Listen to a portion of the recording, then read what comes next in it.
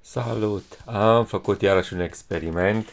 Mi-am luat o presă de făcut bricheți, peleți, cum vreți să le spuneți. În primăvara aceasta, când s-a mărit foarte mult costul la gaze, la încălzire, nu strică să am așa o presă acasă. Între timp, prețul acesteia s-a triplat. Pentru bricheți voi folosi cartoane și hârtie. Am fost atent să nu fie nimic plasticat, doar hârtie simplă sau cartoane simple.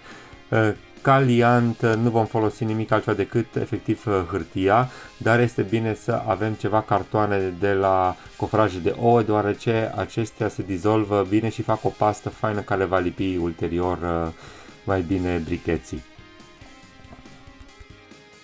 După cum am informat, de obicei acești bricheți se fac jumătate din carton, jumătate amestec de rumeguș sau alte materiale vegetale. Eu din păcate n-am avut, așa că am făcut doar din carton pentru testare.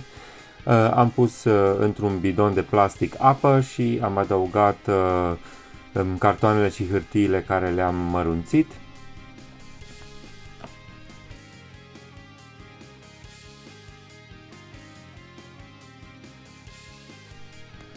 Am lăsat amestecul pentru câteva ore să stea până când s-au înmuiat acestea, apoi cu un mixer pentru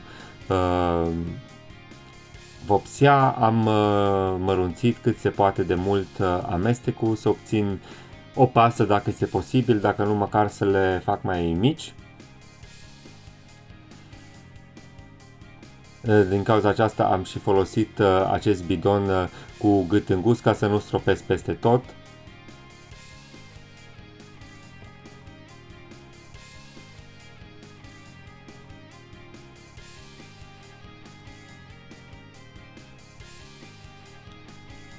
După aceasta vom folosi presa.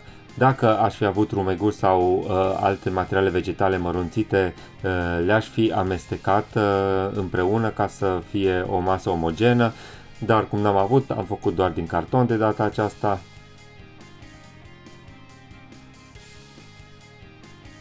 În presă pur și simplu am scos amestecul de hârtie și carton, am umplut până sus la maxim.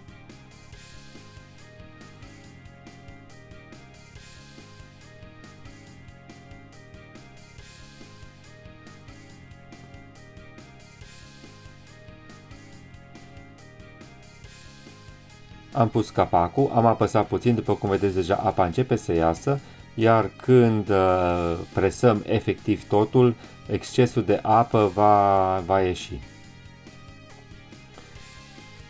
Scoatem încet capacul, la fel și marginile.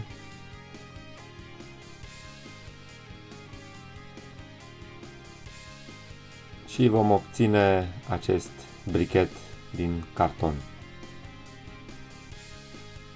pe care mai trebuie doar să-l uscăm. Eu am făcut mai multe din acestea vara aceasta, când a fost destul de cald și se uscau relativ repede. Le-am pus pe o suprafață prin care circula aerul mai ușor. Mi-am făcut un mic stoc doar așa pentru încercare, iarna aceasta. Ele sunt ușoare după ce se usucă efectiv ca un carton. Își mențin forma fără niciun aditiv. Și am făcut și testul. Ele singure, de să spun, nu am observat să ardă, dar dacă arde lemnul cu care am făcut focul, ele ard în continuare. Deci, într-un fel, ajută să menținem focul aprins mai mult timp. Acum, dacă au și o eficiență calorică suficient de mare, nu cred că este suficientă pentru a încălzi exclusiv cu aceștia. Poate dacă aș fi avut un amestec de masă vegetală ar fi fost mai bine, dar deocamdată atât am putut să fac. Ne vedem data viitoare. Ciao, ciao!